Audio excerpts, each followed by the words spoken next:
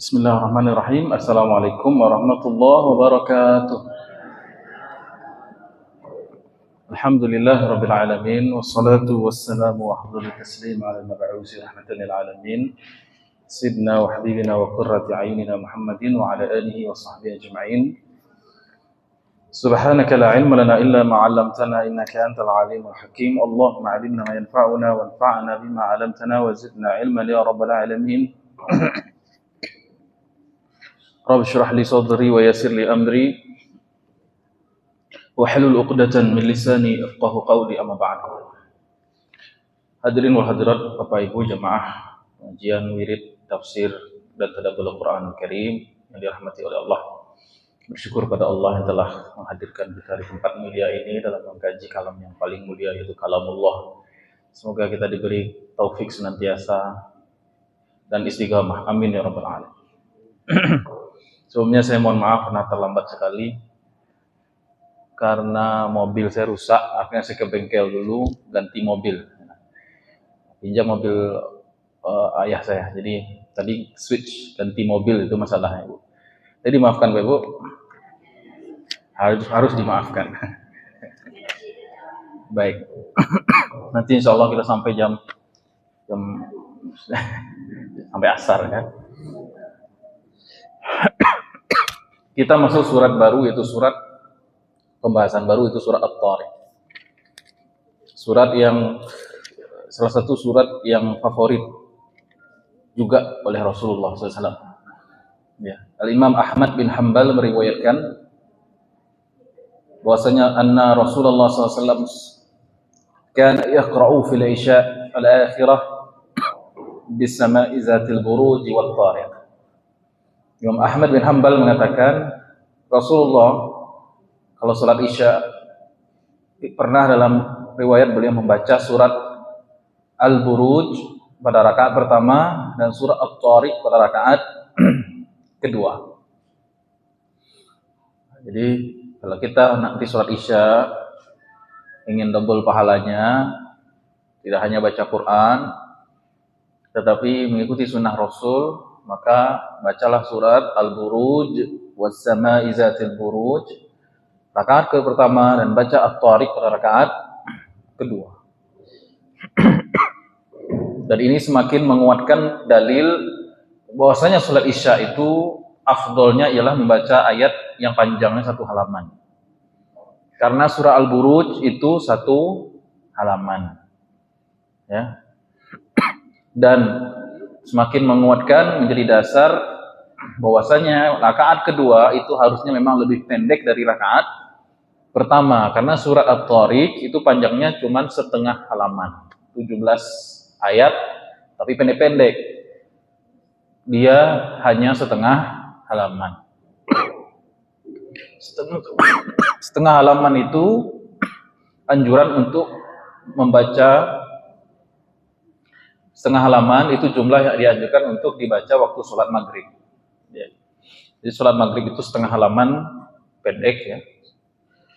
Kalau sholat isya minimal 1 halaman, itu anjurannya. Kalau sholat subuh lebih panjang lagi. Tahu?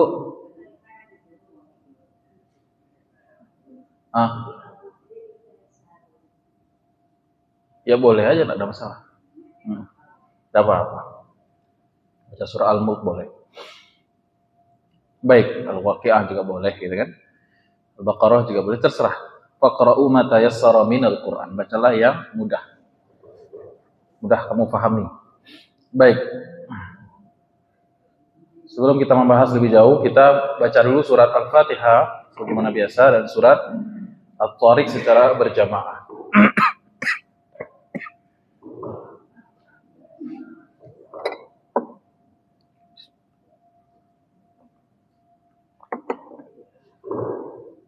أعوذ بالله من الشيطان الرجيم بسم الله الرحمن الرحيم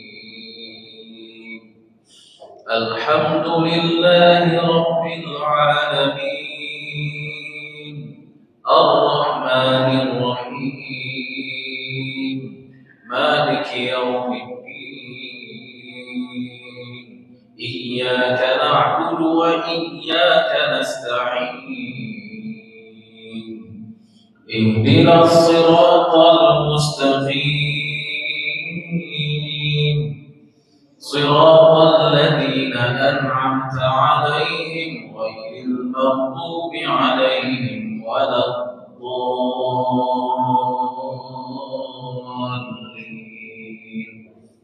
آمين. بسم الله الرحمن الرحيم والسماء والطارق وما أدراك ما الطارق النجم الثاقب إن كل نفس لما عليها حافظ فلينظر الإنسان مما خلق من ماء دافق يخرج من بين الصلب والترائب إنه على رجعه لقادر يوم تبلى السرائر فما له من قوة ولا ناصر والسماء ذات الرجع والأرض ذات الصدع إنه لقول فصل وما هو بالهزل إنهم يكيدون كيدا وأكيد كيدا فمهل الكافرين أمهلهم رويدا. Sadaqallah. Ini termasuk surat yang susah sebenarnya dibaca karena banyak di situ akhir-akhir ayat itu yang dimatikan, disukunkan setelah sukun, huruf yang sakinah atau sukun setelah huruf sukun. Wa ma huwa bil hazli ya was-samaa'i dzatir raj' wal ardi dzatis sadr. Susah itu. Ketika jarang saya menemukan imam yang presisi dalam membaca surat Al-Tariq ini. Memang dia agak sedikit tricky dalam membacanya surat Al-Tariq. Jadi kalau imam dia fasih dalam surat Al-Tariq itu memang dia fasih. Dan kalau saya sering dengar itu bacanya begini, was-samaa'i dzatir raj' wal ardi dzatis sad.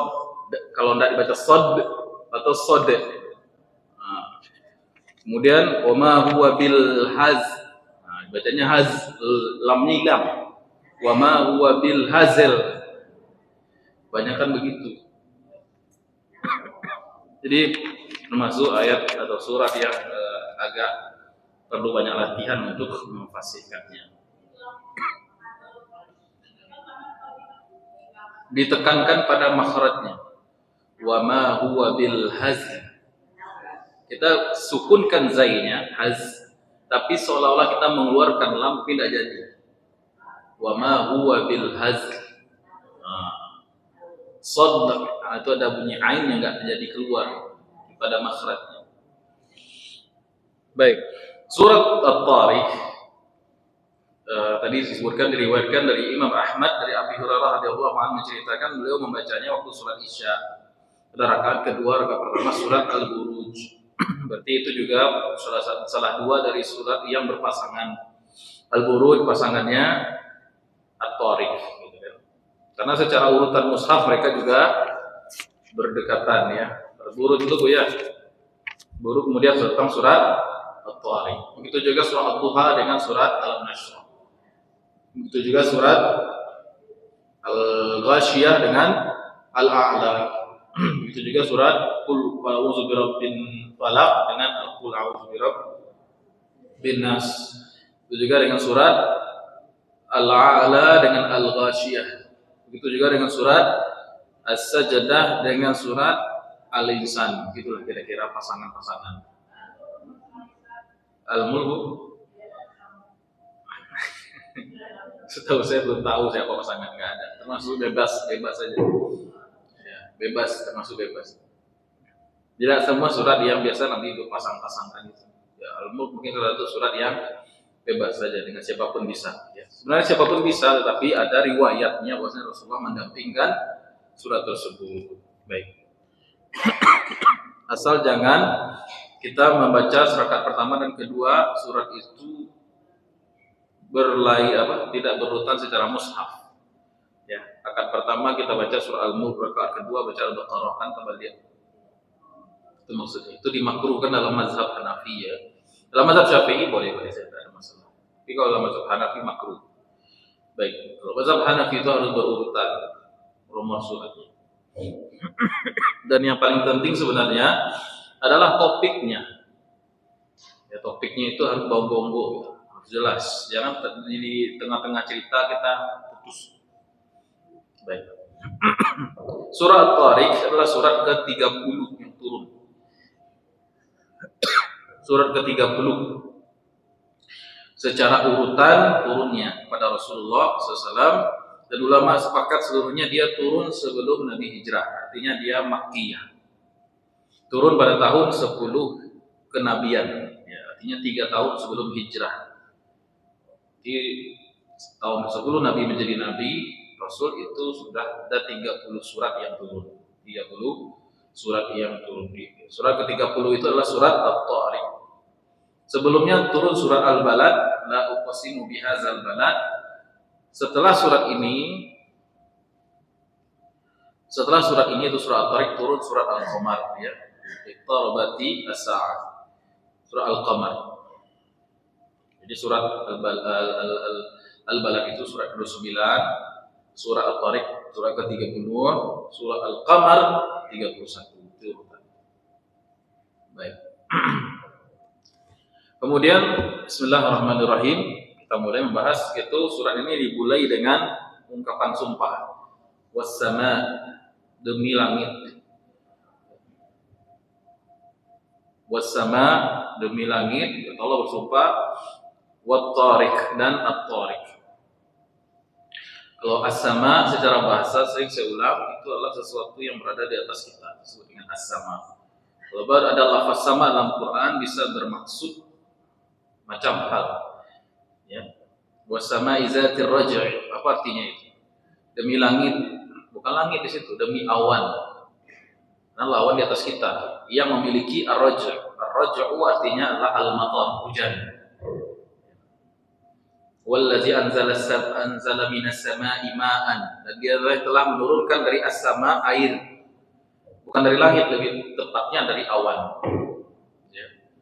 Jadi relatif maknanya secara bahasa ini sekarang sama kita adalah kubah masjid ini, loteng ini. Bisa as-sama juga mana awan atau langit secara umum. Baik. Namun was-sama di sini lebih tepatnya adalah langit secara umumnya. Wat-Tariq, At-Tariq secara bahasa Tariq itu artinya yang datang di malam hari, tidak datang di siang hari.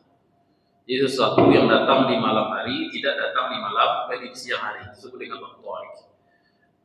Itu makna yang pertama. Makna yang kedua secara bahasa Arab, At-Tariq adalah orang yang mengetuk pintu di malam hari. Dari kata taraqa yatruku. Itu taraqa namanya. Taraqtu al-maktab. Saya memukul meja, mengetuk meja. Nah, jadi ada juga yang mengatakan At-Tariq itu adalah maknanya ialah seorang yang datang di malam hari lalu mengetuk pintu. Malam hari gitu kan. Tidak di siang hari. Jadi kalau ada orang bernama Tariq, itu mungkin kebiasaan dia suka datang pada malam hari, siang hilang. Iya. Jadi kalau ibu malam-malam nanti diketuk pintunya, hati-hati ya. Jam 2 malam, ada orang ngetuk pintu, lihat dulu, jangan langsung dibukaan. Nah, apalagi di daerah Jakarta, daerah metropolitan, itu kemungkinannya macam-macam. Mungkin itu suami ibu yang pulang gitu kan. atau kemungkinan itu bisa penipu, maling ya, atau cleaning service atau di hotel misalnya room service, atau bisa jadi jin. Ya, jin juga ada yang suka ngetuk-ngetuk pintu di malam hari. Ya. Kembali ke makna taraka yatruku artinya mengetuk, bahwa tarik yang mengetuk di malam hari. Namun itu kan makna bahasa. Tafsirnya apa? Apa yang dimaksud dengan tarik ini? Itu dijelaskan dalam ayat yang ketiga. Ini yang disebut contoh tafsir Quran bil Quran. Jadi demi langit dan demi at-tarik. Apa itu at-tarik? Allah bertanya lagi, "Wa ma adraka mat-tarik?" Tahukah kamu apa itu at-tarik? Ya. Kata Allah, "An-najmu tsaqib." An-najmu tsaqib. Nah, jadi sudah final. Bahwasanya at-tarik di sini maknanya bukan orang yang datang di malam hari. Tapi maknanya di sini adalah dijelaskan langsung oleh Al-Qur'an. Apa itu? An-najm. An-najmu artinya bintang. Ya, as-saqib yang bercahaya, al-mudhi yang bercahaya. Jadi kata Allah, Allah bersumpah dengan benda-benda asteroid demi langit yang luasnya Masya Allah, tabarakallah. Kemudian salah satu penduduk langit tersebut adalah banyaknya miliaran bintang-bintang. Ya, bintang itu terlihat spesial menjadi penduduk langit karena dia mengeluarkan energi dan cahaya yang besar, ukurannya Masya Allah, tabarakallah. Bintang di apa namanya galaksi, bintang di tata surya kita itu matahari itu. Matahari itu saja sudah ukurannya 17 juta kali daripada bumi kita. Dan bintang itu saja, bintang matahari itu kategori bintang yang menengah, tidak terlalu besar. Masih banyak bintang-bintang lain di alam sana, di luar angkasa sana yang melebihi berkali lipat dari besarnya matahari. Artinya apa? Allah SWT ketika bersumpah was-sama'i wat-thariq. Allah bersumpah dengan ciptaan yang luar biasa. Kalau kamu, kata Allah SWT mengatakan, kalau kamu ingin mengenal siapa saya, ya, betapa hebatnya kekuasaanku, tidak bisa kita menjangkau itu. Coba perhatikan saja ciptaan Allah yang maha gigantik, yang maha besar itu, seperti langit dan bintang-bintang.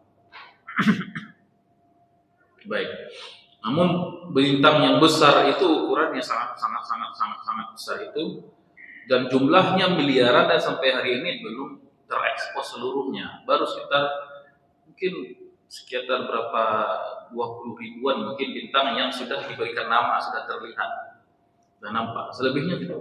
Dan itu beredar dengan orbit yang tidak saling bertabrakan. Setiap bintang mungkin punya planet-planetnya sendiri, punya tata surya sendiri. Setiap bintang itu punya tata suryanya sendiri, dan itu jumlahnya miliaran dan tidak saling bertabrakan. Semuanya itu teratur beredar pada orbitnya masing-masing. Kekuatan macam apa yang bisa mengatur benda-benda besar dan dahsyat seperti itu? Itu kita mudah menjawab begitu, Allah Rabbul Alamin, Allah yang mengatur itu semua. Ya. Kenapa perlu kita kasih penegasan di sini, Pak Ibu? Karena nanti akan Allah compare dengan sesuatu yang sangat rendah dan hina. Jadi Allah itu bicaranya sesuatu yang benda-benda asteroid yang sangat besar, sangat gigantik. Nanti Allah bicara tentang apa? Falyanzuril insanu mimma khuliq. Khuliqa min ma'in daqiq. Dalam manusia itu memperhatikan dari mana dia diciptakan, berasal itu dari air mani kan itu. Setelah Allah membuka surat dengan sesuatu yang luar biasa besar, kemudian Allah mengembalikan kita siapa dibandingkan kita dibandingkan bumi aja tidak bisa dikompar. Seperti bakteri di kulit kita ini, seperti virus kecil sekali dibandingkan bumi dibandingkan matahari itu seperti apa? Seperti semut yang berjalan di atas meja ini. Ya, matahari itu salah satu bintang yang medium lah, maka agak cenderung kecil dibandingkan bintang miliaran yang ada di alam semesta. Mungkinkah sombong kepada Allah? Itu maksudnya. Jadi penegasannya adalah Allah itu ngasih analogi ya. Coba kekuasaanku begini, sedangkan kamu begitu. Kecil sekali kita di hadapan Allah Subhanahu wa taala. Ya, sekali lagi kalau Allah Subhanahu wa taala bersumpah dengan sesuatu, ya wow di sini wow sumpah ya Bu ya, wow qasam was samai wal tariq. Wa ma adraka mat tariq, gunanya kita memperhatikan apa itu sama ciptaan Allah, langit. Ya, langit itu medium makhluk sebagaimana waktu medium kejadian.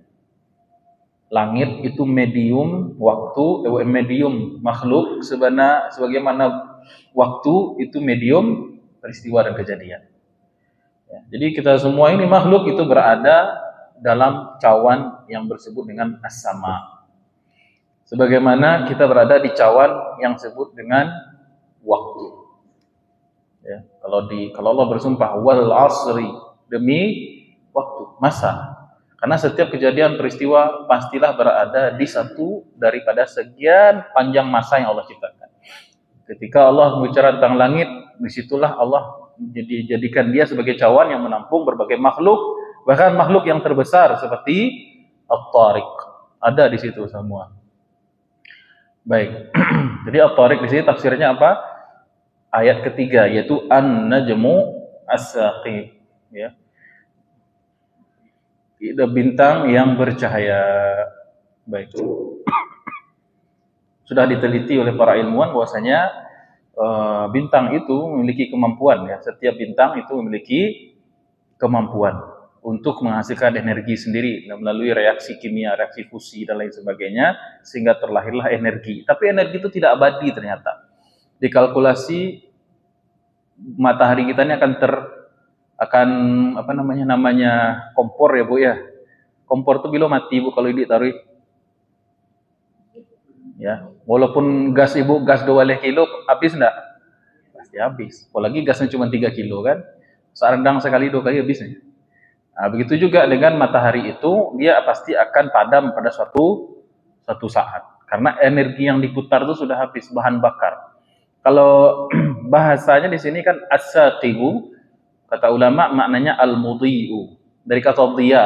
Dia itu artinya ialah cahaya yang dihasilkan oleh panas. Beda dengan nur, cahaya murni. Ya. Saya sering ngasih contoh ya. Allah Subhanahu wa taala mengatakan nur wallazi ja'ala asy-syamsa dhiya'an wal qamara nuran. Jadi kalau dialah yang telah menciptakan matahari itu. Matahari termasuk tariq. Sifatnya adalah memiliki dia, apa itu dia? Cahaya, tetapi tidak hanya cahaya yang memiliki panas dan hasil dari pembakaran. Sedangkan nur wal qamara nuran, dan dialah menciptakan rembulan itu bercahaya tapi cahaya tanpa ada panas dan pembakaran. Ya. Karena memang rembulan itu hanya memantulkan cahaya matahari, sedangkan matahari punya proses namanya pembakaran. Namanya proses pembakaran ada bahan bakar kan? Bahan bakar itu terbatas, akan ada masanya. Torik itu, syams itu, matahari itu, sun itu akan padam. Ya. Nah, maka contoh sederhananya begini. Nur itu tadi cahaya murni. Sedangkan dia ya, itu cahaya yang ada panasnya, ada kalornya kalau bahasa fisikanya itu, ada zat buangnya, ada bahan bakarnya kan begitu. Contohnya kalau di zaman kita ini lampu LED sama lampu di zaman Ibu ngaji itu ketek apa pakai lampu? Tahu lampu togo ya. Togo itu bahasa Indonesianya apa? Lampu tegap. Lampu togo ya. Lampu togo itu panas enggak, Bu? Dipaci. Panas kan? Oh, bahkan ada panas. Berarti lampu togo itu enggak bisa dikatakan nur. Dia itu dia saqib. Wan najmus saqib. Lampu togo itu disebut dengan saqib. Enggak bisa dikatakan nur karena dia tidak menghasilkan cahaya murni. Ada bahan bakar, ada zat buang bakaran kan, kadang-kadang lampu togo itu kan keluar dia hitam cahaya itu ya, ada asap hitam kan. Baik. Kemudian ada panas kan, buktinya kaca tuh kita pegang lumayan melepuh kalau lama-lama gitu kan. Nah, itulah makna antara dhiya atau saqib dengan makna nur. Ada ibu yang namanya Nur di sini? Ada. Nah, kalau ada bagus. Apa yang namanya Anwar? Anwar itu jamak dari Nur. Kakek saya namanya Nurdin tadi. Jadi tidak salah ya, sangat tepat sadaqallahul azim, maha benar Allah dalam firman-Nya ketika mengatakan an-najmus saqib. Bahwasanya matahari itu atau tariq itu adalah bintang-bintang itu adalah saqib yang bercahaya. Namun cahaya tidak sekedar cahaya, ada proses pembakaran. Nah, ayat-ayat seperti ini termasuk ayat-ayat kauniyah sebenarnya. Saya tidak bisa banyak bicara. Ilmu saya terbatas. Kita perlu sebenarnya seorang lagi yang ngomong di samping ini, yaitu ahli astronomi. Sebenarnya begitu. Ya. Saya tidak mampu bicara banyak tentang astronomi karena memang bukan keahlian saya di situ. Saya paling bisa menjelaskan dari segi bahasa Arab, ya, atau kaul atau pendapat ulama dalam makna ayat ini. Tapi kalau ingin dalam soal ini, apa makna tariq itu, hakikatnya, bagaimana rumusannya, dari matematisnya, angka-angkanya, itu bertanyalah kepada ahli astronomi. Nah, dulu di zaman Abbasiyah, ya, puncak-puncak intelektual Islam itu pada zaman Abbasiyah, itu memang perhatian ulama itu sangat tinggi dan besar terhadap benda-benda astronomis. Bahkan ada isyarat dalam Al-Quranul Karim. Ketika Nabi Ibrahim mencari Tuhan kan, ya, Nabi Ibrahim melihat rembulan, bintang, ya, melihat matahari untuk mencari Allah Subhanahu wa taala.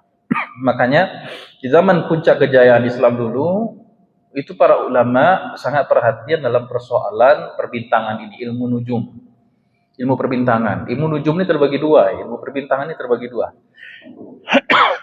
Ilmu nujum yang berkaitan dengan sihir, maka itu haram dipelajari, tidak boleh. Kemudian ilmu nujum yang berkaitan tentang peribadatan, maksudnya berkaitan tentang waktu, manajemen waktu, kalender dan lain sebagainya, bukan untuk ramalan nasib, bintang-bintang, bintangmu apa, Capricorn, apa Taurus, tidak boleh. Maksudnya yang dipelajari ilmu perbintangan itu adalah ilmu pelajari kekuasaan Allah, ayat-ayat Allah yang Allah ciptakan di alam semesta ini. Kita tidak sendirian di alam ini. Ada, makanya sampai sekarang itu masih tersisa peninggalan umat Islam itu. Kalau Pak Ibu ke Jakarta, coba jalan-jalan ke Planetarium Taman Mini Indonesia Indah. Apa tuh situs Taman Mini Indonesia Indah TMI ini, ada satu tempat bagus namanya Planetarium. Ada yang pernah ke sana? Ada yang pernah ke sana, Bu? Ya, sekali jalan-jalan lah ke tempat ini. Ya, saya sekali dah pernah ke sana. Karena penasaran, di situ ada planetarium, kita masuk satu ruangan, kemudian apa namanya, kayak masuk bioskop, kita duduk di kursi begini, kemudian nanti di tengahnya ada di atas itu semacam layar ditembakkan gitu, infocus, pasti proyektor. Nanti di situ kita bisa melihat bintang-bintang, gambaran rasi bintang segala macam. Jadi kita merasa betapa kerdilnya kita dibandingkan itu dengan bintang-bintang itu. Nah, setelah masuk ke planetarium itu, kita berjalan tuh, masuk ke lorong-lorongnya itu, kita masuk ngitarin lorong dulu tuh sebelum masuk ke ruangan planetarium itu. Nanti di situ akan ketemu para ulama yang para ilmuwan yang paling berjasa dalam ilmu astronomi. Itu pada ilmuwan-ilmuwan yang pertama itu pakai sorban semua, pakai jenggot semua, pakai sorban semua. Artinya adalah umat Islam. Tapi makin ke ujung, nah itu ada ilmuwan Barat semua. Ya, itu salah satu bekas peninggalan kemajuan teknologi umat Islam di zaman dahulu. Sekarang itu yang ketinggalan kita. Ya. Bahkan nama-nama bintang yang ada sekarang, nama-nama bintang itu 2/3-nya itu berbau Arab semua, terambil dari bahasa Arab. Kenapa itu pengaruh? Yang menemukan kebanyakan bintang itu adalah umat Islam, ilmuwan Islam. Jadi ketika Allah berfirman was-sama'i wat-thariq wa ma adraka mat-thariq an-najmu sakib, ada perintah isyarat untuk mengeksplor itu. Ya, tapi dalam rangka untuk ta'zim, mengagungkan ciptaan Allah, mengenal Allah dari ayat-ayat kauniyahnya. Baik. Kemudian masuk ayat berikutnya, in kullu nafsin lamma 'alaiha hafiz. Hafiz artinya yang menjaga. Hafiz yang menjaga. Hafiz artinya yang menjaga. Isim fa'il dari kata hafizah yahfazu, fahuwa hafizun wa zaka mahfuz. Baik, ihfaz, jagalah, penjaga. Hafiz artinya penjaga. In di sini adalah maknanya inna, sesungguhnya. Kullu nafsin, setiap jiwa, setiap pribadi. Lamma makna sini muakkidah ya. Maknanya la 'alaiha hafiz. In kullu nafsin la 'alaiha hafiz. Jadi ma di sini maknanya penegas. Jadi maknanya adalah sesungguhnya setiap pribadi itu memiliki penjaga. Jadi setiap muslim, setiap manusia itu Allah ciptakan tidak sia-sia. Allah berikan penjaga-penjaganya. Baik. Dan ini menjadi jawab sumpah. Jadi Allah bersumpah dengan benda-benda yang luar biasa besar, benda-benda asteroid, ya, dahsyat. Tapi kemudian ada yang lebih daripada itu. Apa itu? Bahwasanya penciptaan manusia Allah lengkapi dengan hafiz, penjaganya. Ya. Banyak ulama mendampingkan ayat ini, yaitu in kullu nafsin 'alaiha hafiz, lamma 'alaiha hafiz, itu dengan surat Ar-Ra'd ayat 11. Lahu mu'aqibatun min baini yadayhi wa min khalfihi yahfazunahu min amrillah. Dia memiliki penjaga-penjaga, itu manusia itu yang berada di hadapannya maupun di belakangnya, yang menjaga orang tersebut dari takdir Allah. Jadi ketika kita lahir Pak Ibu, itu sebenarnya sudah termasuk dalam wujud kita ini, sudah include, sudah termasuk malaikat penjaga. Sudah ada malaikat penjaga. Dari apa? Menjaga kita dari takdir Allah. Beberapa hari yang lalu saya nonton berita tentang Palestina. Ada bayi yang sudah terkubur 37 hari di reruntuhan di Gaza itu, karena alat berat itu tidak ada, sehingga orang kan mengangkat mayat itu susah. Membongkar bangunan yang roboh itu dengan alat sederhana, dengan palu, dengan apa gitu, cangkul, sehingga ditemukan bayi berusia sudah terkubur di reruntuhan itu selama 37 hari. Dan ajaibnya bayi itu masih hidup. 37 hari, bayangkan Bu. Ya, kita tidak minum air saja dalam sepekan, insya Allah meninggal. Ini 37 hari, lebih dari sebulan, berarti 5 pekan. Tidak mendapatkan nutrisi, mungkin kadar oksigen juga sangat tipis. Tetapi itu membuktikan bahwasanya ajal itu di tangan Allah. Ya, bukan di tangan siapa-siapa. Ya, bahkan bayi 37 hari itu masih bisa hidup, nangis. Pasti akan nangis, orang bertakbir semuanya. Ini salah satu bukti bahwasanya Allah adalah memiliki, jadi ajal itu apa namanya? Allah memiliki malaikat yang menjaga manusia dari takdir Allah, itu maksudnya. Karena kalau belum takdirkan mati, maka belum akan mati. Ya. Kalau Allah sudah takdirkan mati, walaupun di fasilitas yang baik, ya di atas kasur, bisa meninggal juga. Ya. Baik. Maka ayat inilah yang menjadi jawaban dari Ali bin Abi Thalib. Jadi Ali ini kan khalifah umat Islam keberapa? Keempat ya. Khulafaur Rasyidun yang keempat. Dulu khalifah yang ketiga, yang kedua siapa? Umar. Umar meninggal karena dibunuh kan? Ditusuk waktu sholat subuh. Dengan sekian kali tusukan ya. Dibunuh. Kemudian Utsman juga, khalifah ketiga Utsman bin Affan juga dibunuh. Maka ketika Ali naik tahta, naik jabatan jadi khalifah, orang-orang menyarankan, wahai Ali, sebaiknya engkau punya bodyguard. Kalau bahasa sekarangnya pas pampres lah gitu. Ya, kenapa? Karena uliat Umar itu khalifah terbunuh karena tidak ada yang jaga. Ya. Kemudian Utsman terbunuh karena tidak ada yang menjaga rumahnya. Nah, sekarang kamu harus punya pas pampres. Maka Ali mengatakan, menjawabnya dengan ayat, in kullu nafsin lamma 'alaiha hafiz. Setiap jiwa itu sebenarnya sudah ada penjaganya. Dan orang kalau berdalil dengan ayat ini, kalau dalilnya tepat, ya itu menunjukkan iman yang luar biasa seperti Ali bin Abi Thalib itu.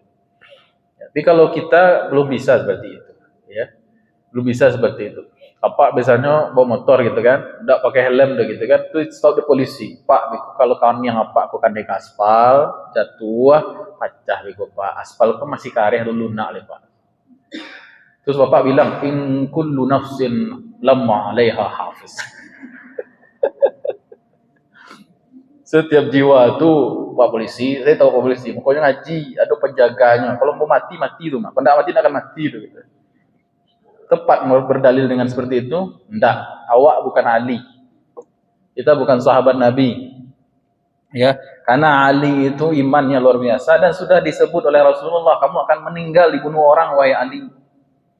Ali sudah tahu, sudah dikasih tahu sama Nabi, maksudnya dia akan dibunuh.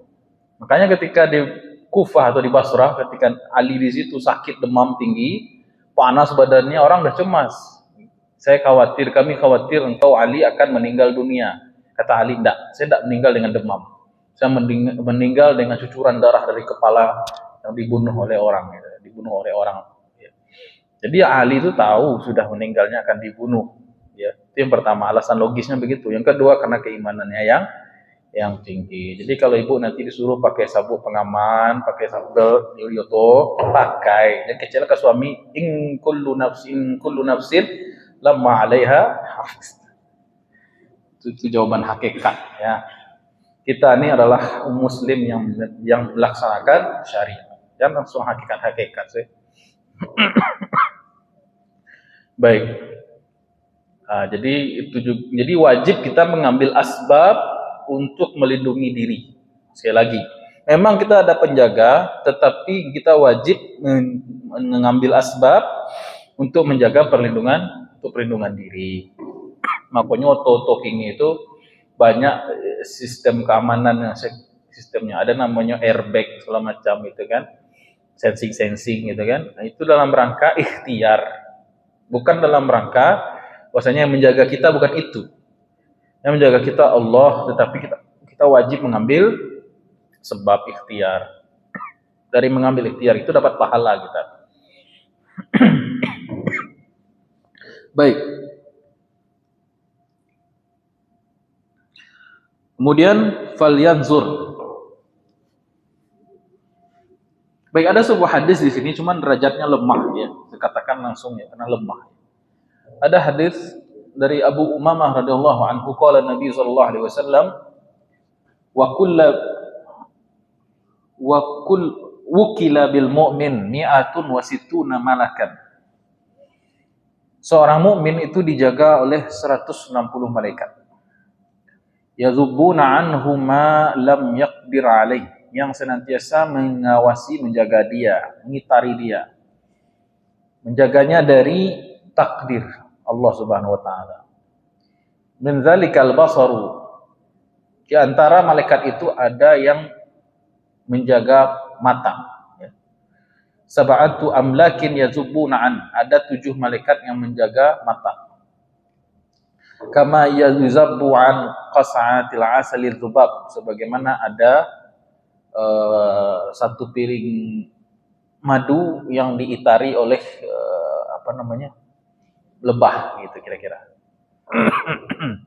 Jadi hadis ini meskipun dhaif tapi maknanya dekat dengan firman Allah tadi itu, lahu mu'aqibatun min baini yadayhi wa min khalfihi yahfazunahu min amrillah, atau juga in kullu nafsin lamma 'alaiha hafiz. Wallahu a'lam bishawab. Baik.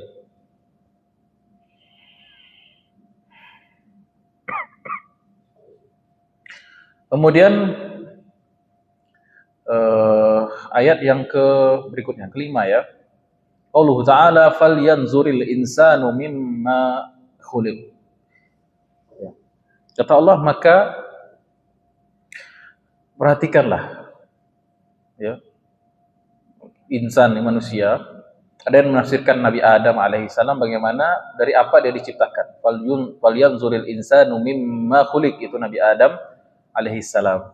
Tapi yang lebih tepat adalah penciptaan kita manusia secara umum. Ini alif lam di sini alif lam lil jinsiyah lil istighraq. Ya, umumnya manusia harus memperhatikan, coba lihat-lihat kata Allah, dari mana kamu diciptakan. Ya. Dari mana? Mimma khuliq, dari mana dia diciptakan.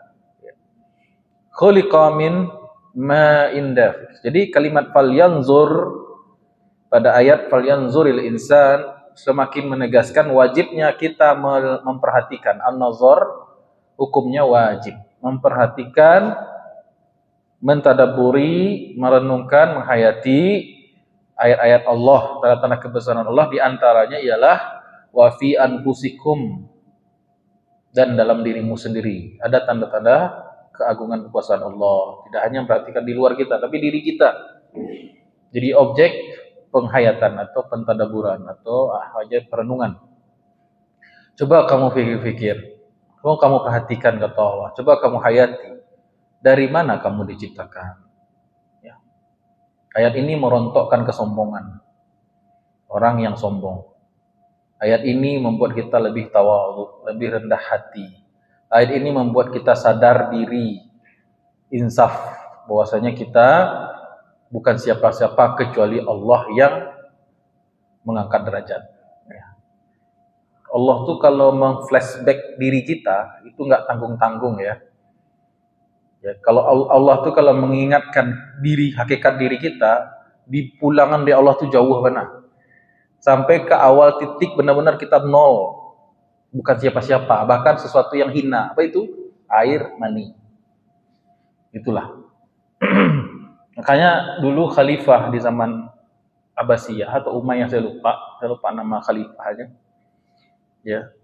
Khalifah ini kan pemimpin. Kalau sudah masuk zaman Umayyah Abbasiyah itu khalifah kan cenderung seperti raja, begitu kan. Makanya dia lewat kepada seorang ulama. Kemudian ditanya, bagaimana pendapatmu wahai imam tentang saya?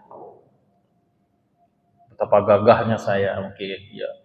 Saya seorang pemimpin, seorang raja, punya duit, punya harta, punya tunggangan yang bagus, pakaian yang mewah, dan lain sebagainya. Ulama ini melihat ada setitik kesombongan itu dalam diri khalifah itu. Benar apa kata imam itu? Tidaklah saya melihat engkau, melainkan engkau hanyalah berasal dari keluar masuk dari dua lubang air kencing. Mohon maaf. Kamu adalah berasal dari dua lubang air kencing dan kemana-mana kamu bawa kotoran. Ya. Bukankah kita berasal dari, mohon maaf, air mani yang dikeluarkan oleh bapak masuk ke tempat ibu, gitu kan? Itu asal kita tuh. Kemudian lahir, selama di dunia kita bawa kotoran. Ini bukan maksudnya merendahkan derajat kita, bukan, tetapi untuk introspeksi diri. Kita ini tidak berharga kecuali Allah yang berikan kita nilai. Kita tidak memiliki kemuliaan kecuali Allah yang berikan kemuliaan. Kita ini rendah kecuali Allah yang meninggikan. Kita ini bukan siapa-siapa kecuali Allah yang telah mengangkat derajat kita. Makanya Allah SWT kalau ingin menyadarkan kita itu sebagai insan biasa, falyanzuril insanu mimma khuliq, nge-flashbacknya jauh banget sampai ke asal muasal kita. Yang tadinya awal kehidupan kita itu dari mana? Khuliqa min ma'in dafiq. Kamu itu diciptakan dari apa? Khuliqa min ma', dari air. Min ma'in dafiq. Dafiq itu artinya yang terpancar. Dari kata tadafuq artinya yang terpancar. Mohon maaf, laki-laki itu mengeluarkan, mohon maaf, ini ilmu ya Bu ya. Laki-laki itu mengeluarkan air mani dengan air kencing salurannya sama enggak, Pak? Sama kan? Tetapi tidak disebut dafiq atau tadafuq kecuali untuk, mohon maaf, sperma saja. Kalau untuk air kencing namanya sail, cairan, ngalir gitu ya. Ya. Jadi pipis, mohon maaf, pipis yang keluar itu sifatnya ngalir kan Pak? Apa sih tahu sekali itu ya. Ngalir dan itu lama kan? Apalagi kalau lah tahan-tahan seharian kan, banyak luar itu. Tapi kalau air mani sifatnya ialah seperti tembakan. Nah, itu yang disebut dengan ad-dafiq. Ini bukan dalam rangka jorok Pak Ibu ya. Tapi inilah hakikat kita.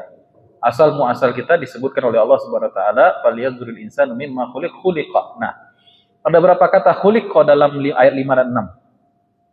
Coba lihat. Ada berapa kata khuliqa? Nah, 5 6. Berapa kata khuliqa? Dalam dua ayat yang pendek ada satu kata yang sama diulang, yaitu khuliqa. Itu tandanya apa itu? Penting kan? Berarti itu penegasannya di situ tuh. Apa arti khuliqa? Diciptakan. Dia tuh sebenarnya bentuk awalnya tuh khalaqa. Khalaqa yakhluqu, menciptakan. Tapi khuliqa ini dalam bahasa Arab dia adalah mabni alal majhul, kata pasif. Kata pasif itu dalam bahasa, ilmu bahasa menyembunyikan subjek. Diciptakan. Berarti ada yang menciptakan dong. Ada yang diciptakan, ada yang tercipta. Yang tercipta disebutkan secara nas, secara teks jelas di sini, eksplisit, yaitu insan. Falyanzuril insan. Insan itu yang diciptakan di sini. Siapa yang menciptakan? Disebutkan atau tidak? Enggak. Gunanya untuk apa? Mikir. Supaya kita diajak mikir oleh Allah Subhanahu wa taala. Bahwasanya kalau kata pasif itu subjeknya maklum, harus maklum. Sudah maklum yang menciptakan kita itu Allah. Artinya apa? Banyak orang yang lalai asal muasal dirinya dan lupa kepada Allah. Sehingga Allah mengingatkan, "Fal yanzuril insanu mimma khuliq." Wahai insan-insan yang sombong, bisa juga bermakna al-kafir. Wahai insan-insan yang memungkiri Rabb-nya, yang merasa sudah tinggi, sudah hebat, ya, laki-laki gagah, punya jabatan, jangan sombong, ingat asal muasalmu. Ya. Jadi makanya segala sesuatu yang menghantarkan kita kepada derajat yang lebih, itu jasanya itu luar biasa. Jangan sombong, walaupun kamu profesor, jangan pernah sombong sama guru SD-mu. Walaupun kita sudah rektor, tapi nan guru TK atau sobok cium tangannya. Kenapa? Karena dia yang mengangkat derajat kita. Ya. Ada yang guru TK di sini Bu, guru SD? Murid-murid Ibu pasti banyak yang sudah lebih tinggi kan pendidikan dari Ibu. Guru SD kadang muridnya bisa S2, S3 bahkan rektor tadi itu. Maka segala sesuatu yang mengangkat derajat kita, yang mengeluarkan kita dari rendah, ditinggikan kita dengan ilmunya, dengan nafkahnya, dengan bantuannya, dengan supportnya, dengan orang-orang yang berjasa itu, jangan lupakan. Kalau bahasa Indonesianya, jangan seperti kacang lupa kulit. Nah, jadi kalau kita bisa berterima kasih ketika kita sudah sukses pada orang-orang yang berjasa kepada kita, mengapa kita lupa kepada Allah yang menjadikan kita yang tadinya kita bukan siapa-siapa? Jadi banyak gombalan-gombalan gitu. Saya dengar gitu kan, orang pacaran, yang menemani kamu dari nol siapa kalau bukan aku, kata cewek. Dia padahal menemani cewek cowoknya itu di usia 25 tahun jadiannya misalnya gitu kan. Atau jadi suami istri sah di usia 25 tahun atau 30 tahun mereka menikah. Ya, saya menemani kamu Mas, dari kamu nol. Enggak. Nol itu ketika kita belum ada apa-apa itu, masih zigot, masih berbentuk bersel 1 gitu, bersel 2, 4, 8, 12, 8, 16 seterusnya. Siapa yang menemani kita dari nol? Allah Subhanahu wa taala, bukan tadi itu mantan istri tadi itu. Jadi kalau kita barulah kita menjadi insan yang mulia, budiman kalau kita menghargai orang-orang yang mendukung proses kita. Kalau kita bisa menghargai orang yang mendukung proses kita, bagaimanalah pula kalau kita harusnya mengingat Allah Subhanahu wa taala yang telah menciptakan kita dari yang makhluk yang hina, seperti yang disebutkan di sini, falyanzuril insanu mimma khuliqa mimma dafiq. Baik.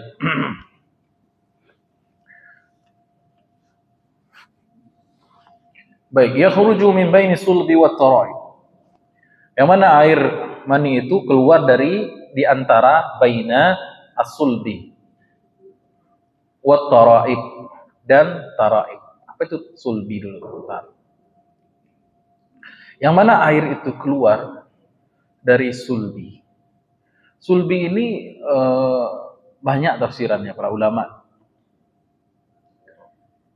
Tapi mayoritas para ulama menafsirkan sulbi itu sebagai tulang punggung laki-laki ya.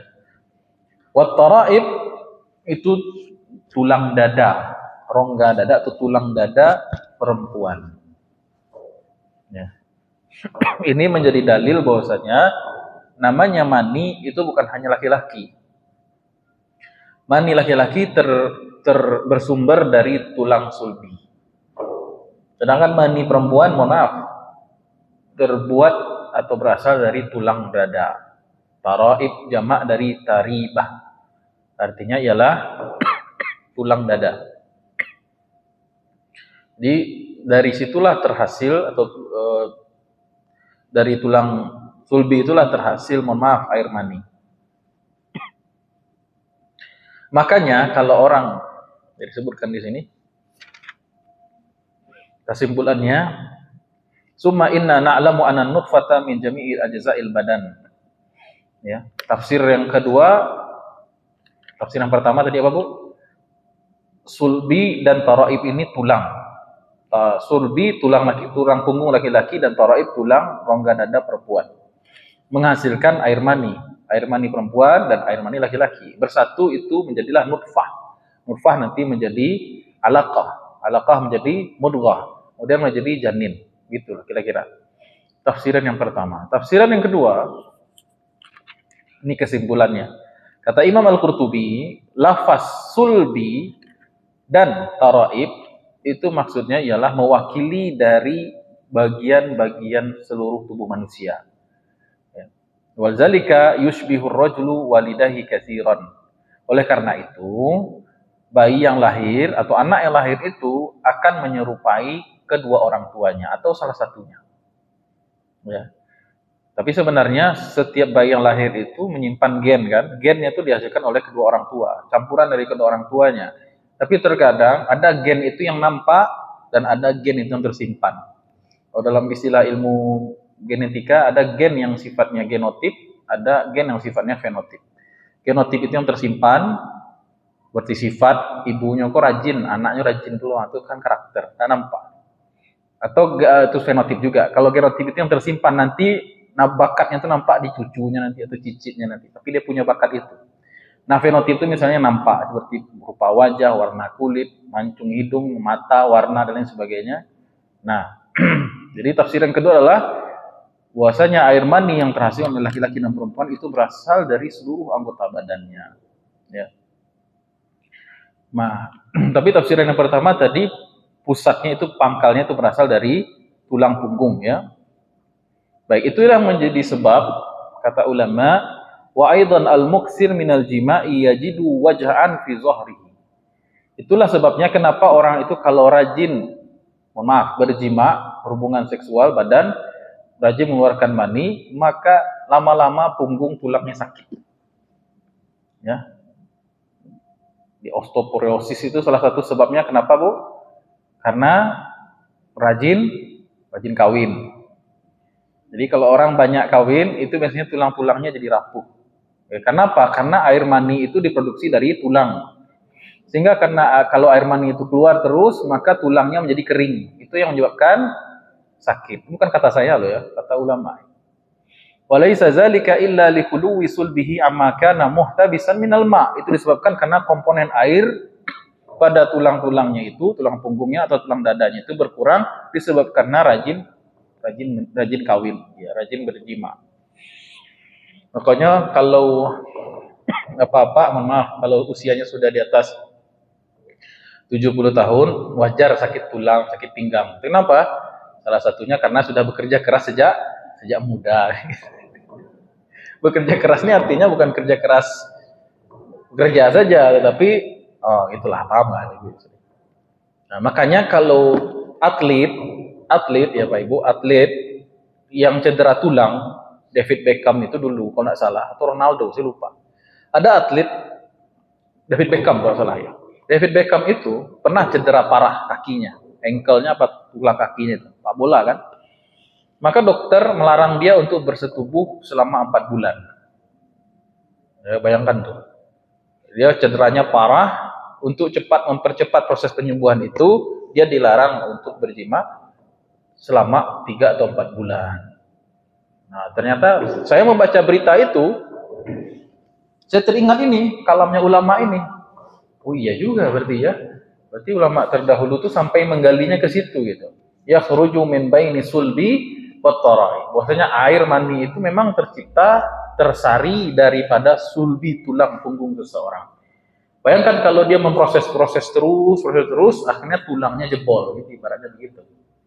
Apalagi malas minum susu, apalagi memang pekerjaannya keras, bekerja pakai fisik gitu ya, naik turun tangga atau pekerjaannya berat, maka tulangnya cepat rusak. Saya anjurkan Pak Ibu minum susu kambing, ya, karena ininya tinggi, kalsiumnya tinggi. Tidak ada kolesterolnya rendah, susu kambing. Baik. Kok jadi diam begini nih Bu? Betul atau tidak Pak Ibu? Sudah terasa? Jangan-jangan. Ya. Baik. Sampai mana tadi?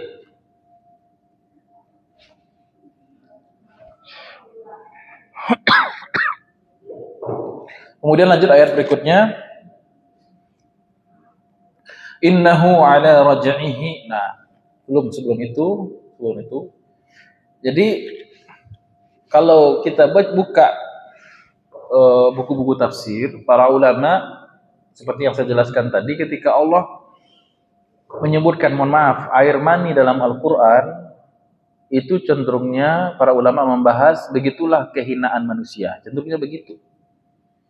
Dia ketika Bapak Ibu melihat ada air min mani yumna pada surat Al-Quran yang lainnya, atau ayat-ayat yang lain lah, Allah menciptakan misalnya hal ta'ala al-insani hinu min ad-dahr lam yakun syai'an madhkur inna khalaqnahum min nutfatin amsyaj.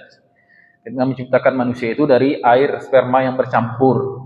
Jadi kalau Bapak Ibu ketemu ayat dalam Al-Qur'an ceritanya tuh air mani, mohon maaf, itu umumnya para ulama saya lihat membahas betapa hinanya manusia, gitu maksudnya.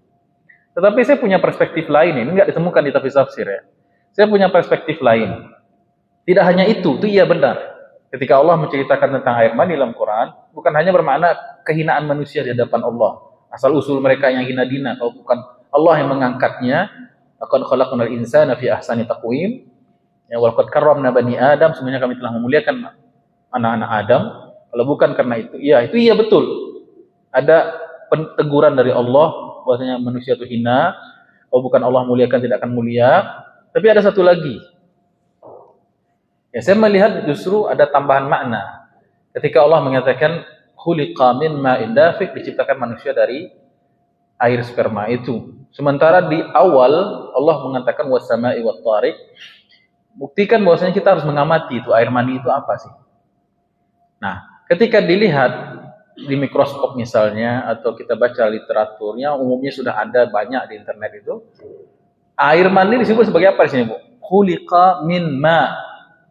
Iya kan Bu ya? Min ma'in dafiq. Sah nggak air mani disebut dengan air? Sah. Ternyata komponen utama dari air mani itu hanyalah air. Air, benar air, H2O. Ya, maka sah sekali Allah mengatakan min air.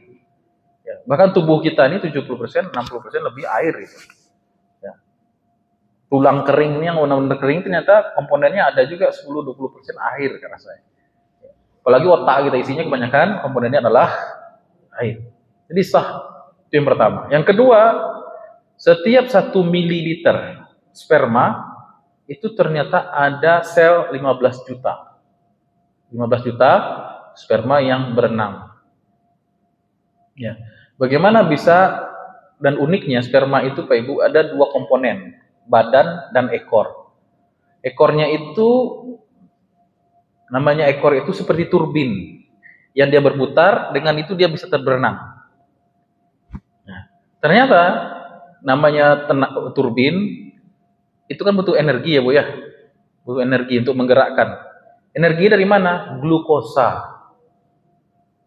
Jadi setiap sel sperma itu dia membawa sekian megabyte data genetik, kemudian yang menggerakkannya itu adalah turbin yang sumber tenaganya itu ternyata dari glukosa, dari gula, gitu kan.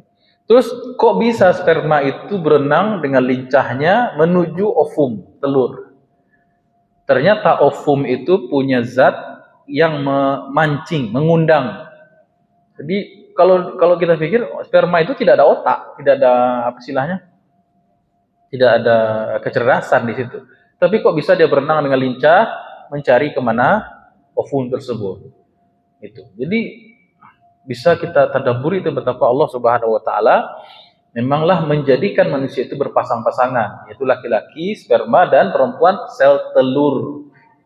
Makanya kalau ada orang homo atau lesbi itu benar-benar menyelisihi sunatullah. Kamu apa ini sperma itu kalau orang homo? Ke lubang belakang gitu kan? Atau perempuan suka sama perempuan, siapa yang akan membuahi? Kacau. Ya. Memang secara sunnatullah sperma akan mencari ovum. Ovum secara sunnatullah itu mengundang sperma itu untuk datang. Nah begitulah. Kemudian dari 15 juta sel sperma itu yang berhasil membuahi berapa Bu? Cuman satu. Dan yang satu itu kita. Jadi, enggak Bu? Kita pemenangnya. Makanya saya mengucapkan selamat Bapak Ibu sudah menjadi pemenang. Nah, jadi kita adalah pemenang dari 15 juta orang yang berkompetensi waktu itu. Artinya ketika kita lahir ke dunia, kenapa kita tidak siap juga berkompetisi? Ya. Kita sudah menjadi pemenang sebelum jauh daripada itu. Artinya saya menangkap ada motivasi oleh Allah Subhanahu wa taala. Aku memilih kamu dari sekian sel yang kalah. Yang 15 juta itu dipilih menjadi Allah sebagai insan. Bahkan tidak hanya insan yang beragama yang disebut dengan muslim. Bahkan tidak hanya muslim, insya Allah mukmin juga. Maka ayat ini selain mendatangkan keinsyafan, kesadaran betapa rendahnya kita di depan Allah, ya karena Allah compare-nya itu nggak main-main. Mengkomparasinya itu langsung dengan was-sama'i wat-thariq. Jadi jauh sekali Bu ya.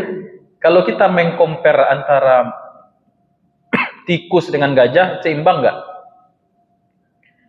Tikus nih, kita komparasi sama gajah, seimbang nggak kira-kira dari segi berat? Nggak seimbang sama sekali. Makanya di tinju itu ada namanya kelas-kelas, kelas bulu, kelas bantam, yang beratnya itu harus sama. Tapi kalau tikus lawan gajah itu nggak bisa dikompar, bukan kelasnya gitu. Nah Allah membandingkan kita itu langit dengan penduduknya yaitu al-tariq, an-najmus sakib, itu kekuasaan Allah tuh. Sedangkan kamu tuh air mani yang hina. Kecil sekali. Berapa sih besarannya? Mikro ya. Tetapi ada satu makhluk ya, dari kalangan manusia, walaupun dia dari mani, tetapi Allah angkat sampai Sidratul Muntaha. Siapa itu? Muhammad sallallahu alaihi wasallam. Ya. Begitu juga orang beriman nanti, walaupun kita dari air mani yang hina dina, tetapi derajatnya dimuliakan sampai menjadi ahli Firdausil al-a'la. Amin ya rabbal alamin. Nah, jadi optimis ya. Ada ayat ini juga mengajarkan kita optimistik. Baik. Kemudian innahu ala raj'ihi laqadir. Sesungguhnya ia, yaitu Allah Subhanahu wa taala, laqadirun ala raj'ihi. Maksudnya sangat-sangat mampu dianya Allah itu untuk mengembalikannya. Nah, kebanyakan ulama menafsirkan mengembalikannya ini kembalinya adalah kepada ma'indafa. Maknanya sungguhnya Allah maha mampu mengembalikan air mani itu. Tafsir yang pertama. Sesungguhnya Allah, hi-nya itu, huwa di sini kembali kepada mani ya. Sesungguhnya Allah maha mampu mengembalikan air mani yang terpancar tadi itu. Nah, menariknya di sini, saya baca beberapa penelitian, ternyata air mani itu kalau tidak keluar, tidak terpancar, maka tubuh akan menyerapnya kembali sebagai energi. Ya. Jadi tubuh bisa mengambil energi dari air mani, kembali dari proses awal lagi, berputar dia. Ya. Tapi jangan begitu terus, makanya dianjurkan kita menikah ya. Agar air mani itu tidak tertumpuk. Kalau tertumpuk dia menjadi banyak dan bisa memberatkan prostat. Jadi baiknya memang air sperma itu tidak terlalu berlebihan dikeluarkan dan tidak juga disimpan lama. Jadi ibu-ibu mohon maaf Bu, kalau ibu punya suami, tolong ya dibantu suami untuk supaya tidak terlalu numpuk lah begitu. Ya, kadang-kadang kalau lah menikahnya usianya 60, 70, 80 tahun ini agak-agak dingin gitu kan yang maksud saya. Nah, itu bisa kalau kalau bapak istilahnya tidak hangat pernikahannya, maka itu menyebabkan kebanyakan bapak kena kanker prostat. Kenapa? Karena air maninya menumpuk. Ya. Walaupun memang bisa dikembalikan, diurai kembali air mani itu oleh tubuh, tapi sebaiknya memang ada pengeluarannya. Tapi kalau terlalu rajin pula, sakit pinggang tadi bersebut tadi. Jadi jangan terlalu kiri atau kanan, tengah-tengah. Baik. Ini persoalan tersendiri ya di rumah tangga. Saya agak segan membahasnya dengan orang tua saya sini. Baik. Itu tafsiran yang pertama, innahu ala raj'ihi, yaitu Allah mampu mengembalikan air mani itu ke dalam bentuk semulanya. Baik, yang kedua, ala raj'ihi huwa di sini kembali ke insan. Sesungguhnya Allah maha mampu, qadir artinya mampu. La qadir, sungguh Allah itu mampu untuk mengembalikan insan tadi itu. Mengembalikan apa? Kata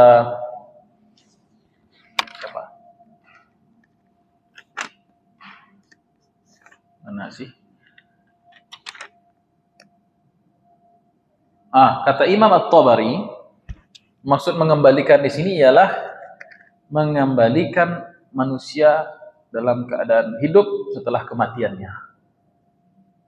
Jadi Allah maha mampu mengembalikan manusia, maksudnya menghidupkan manusia setelah matinya, itu maksudnya.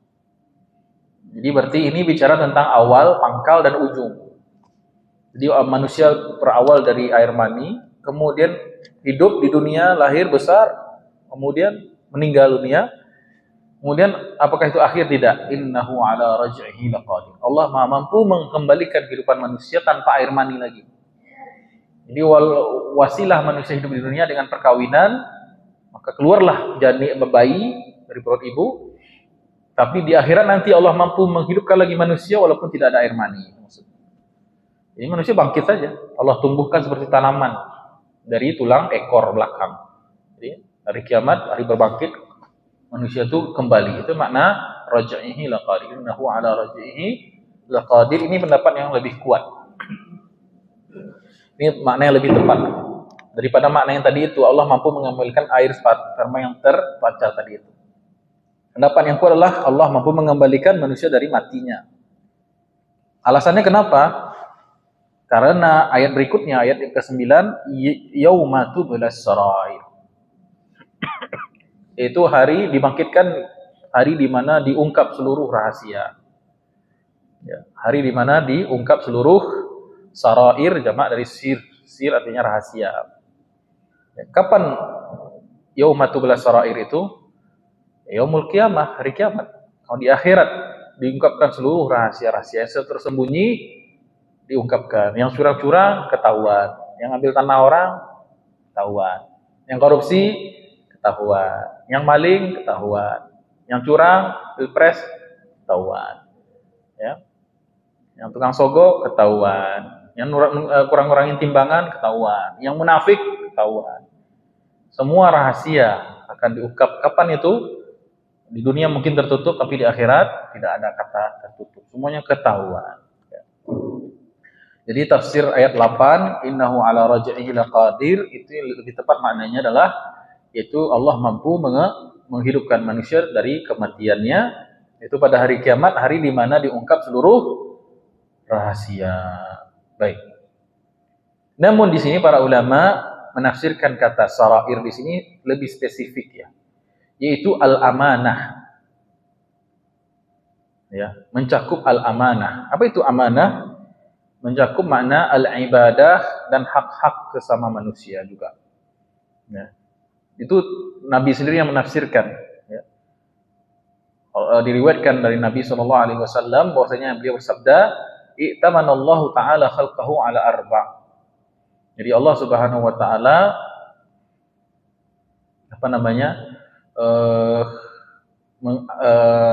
di hari akhirat akan memeriksa atau mengungkapkan 4 hal dari manusia, di antaranya ialah as-salat, salatnya, saum, puasanya, zakatnya, wal ghusl, mandi wajibnya. Itulah wahiyya sarair allati yukhbiruha Allah azza wa jalla yaumil qiyamah. Itulah rahasia-rahasia sarair yang Allah ungkapkan pada hari kiamat. Siapa yang salatnya riya, siapa yang salatnya ikhlas, siapa yang puasanya memang mencari ridha Allah, puasanya yang main-main. Siapa yang telah membayar zakat, siapa yang tidak mengeluarkan zakat, siapa yang mandinya atau toharahnya betul, itu diungkapkan di akhirat. Wahiyya sarair, itulah yang dimaksud dengan sarair atau rahasia-rahasia. Ya. Al-ghusl di sini maknanya ialah mandi wajib ya. Jadi walaupun kita tidak ada yang tahu Pak Ibu, kita sholat misalnya, gimana keadaan sholat kita cuma kita yang tahu, nanti Allah ngasih tahu di akhirat. Jadi maksudnya begini, jadi amalan-amalan berikut termasuk sarair. Jadi kata Allah, yauma tublas sarair, hari di mana ditampakkan, diungkapkan, diujiankan, diuji atau diperiksa sarair. Sarair ini tafsirnya apa tadi? Al-amanah, amanah yang Allah berikan kepada kita, yakni ibadah kita. Yang kita tidak ada yang tahu kecuali kita sendiri, bagaimana bentuk dan kualitasnya. Ya. Jadi diantaranya itu adalah as-shalah, salat. Salat itu sebenarnya sarair, rahasia. Kemudian saum, apalagi puasa. Makanya Nabi mengatakan dalam sebuah hadis qudsi, as-saumu li, puasa itu untukku. Wa ana ajzi bih, aku sendiri akan membalasnya. Karena itu termasuk amalan yang sarair. Begitu juga dengan zakat. Kemudian di sini yang keempat adalah al-ghusl, yaitu mandi wajib. Jangan bermain-main soal mandi wajib ini Pak Ibu. Kalau tidak sah mandi wajib kita, tidak sah wudu kita. Tak sah wudu kita, tidak sah sholat. Ya. Artinya apa? Seorang muslim memperhatikan setiap amalnya itu, walaupun hanya dia yang tahu dan Allah. Jadi kualitas amal kita itu diperhatikan. Salat, puasa, zakat, dan mandi wajib. Itu yang dimaksud dengan sarair. Di antara sarair maknanya ialah itu. Wahiyya sarair allati yukhbiru Allah azza wa jalla yaumal qiyamah. Itulah yang akan Allah beritahu pada hari kiamat. Baik. Kemudian dalam hadis yang lain Nabi SAW bersabda, ghuslul janabati minal amanah. Mandi wajib itu adalah amanah. Ya. Baik. Kalau memang tidak bisa mandi wajib, jangan dipaksakan, jangan setengah, saya tidak sah itu. Kalau ia tidak ada doa, rambi bikoslah mandi buat. Nah, misalnya begitu gitu. Kalau memang air tidak cukup, berarti kita tayamum saja. Jadi bukan pengganti, supaya kita bisa sholat, tapi air tidak ada, sebenarnya kita junub, maka kita bertayamum. Dan tayamum lalu bisa tidak ada abu, Ustaz, tidak ada debu, maka sholat tanpa tayamum dan sholat tanpa wudu, baik atau mandi wajib. Ya. Dulu ada sahabat Nabi karena air tak ada, dia guling-guling di pasir. Ya. Maka tawa, senyum Nabi. Ya. Seharusnya dia ambil debu saja, kemudian dia bertayamum cukup, tidak harus guling-guling. Ya.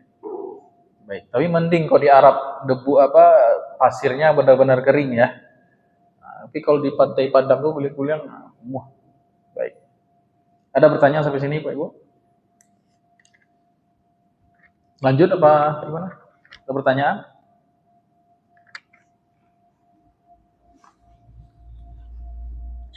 Kemudian ada sebuah hadis lagi dari Ibnu Umar radhiyallahu anhu mengenai sarair tadi. Qala Nabi sallallahu alaihi wasallam, Nabi pernah bersabda sallallahu alaihi wasallam, salasun, ada 3 hal. Man hafaza 'alaiha fahuwa waliyullah haqqan. Ada 3 hal yang kalau orang itu bisa menjaganya berarti dia wali Allah. Mau jadi wali Pak Ibu? Mau jadi wali Allah? Jaga 3 hal ini. Ada 3 hal, siapa yang menjaganya maka dia adalah sebenar-benar wali Allah, itu kata Nabi.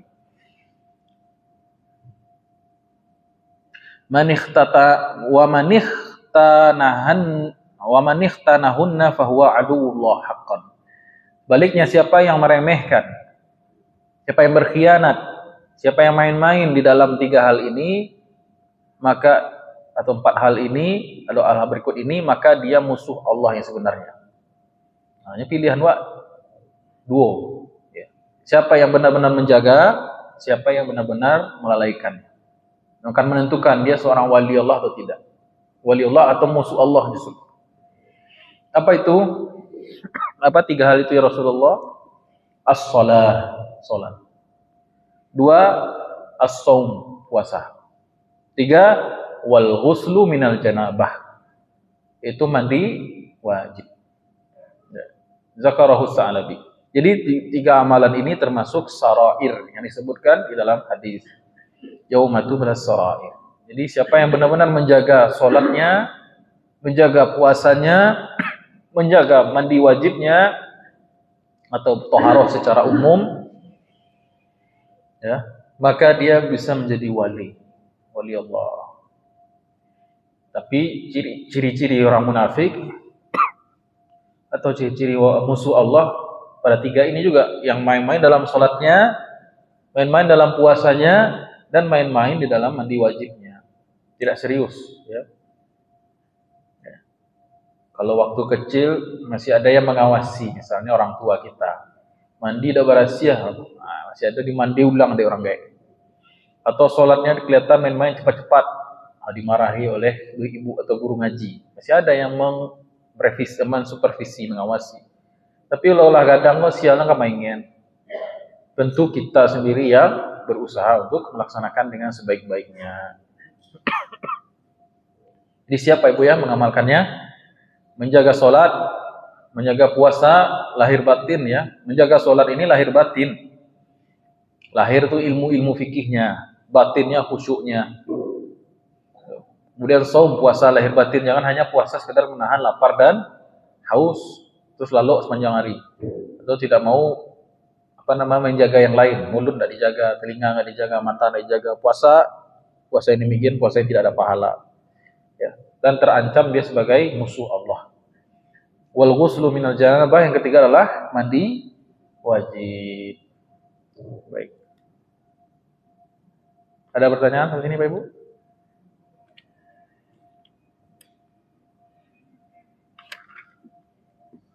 Biasanya banyak. Ya Pak, pertanyaan?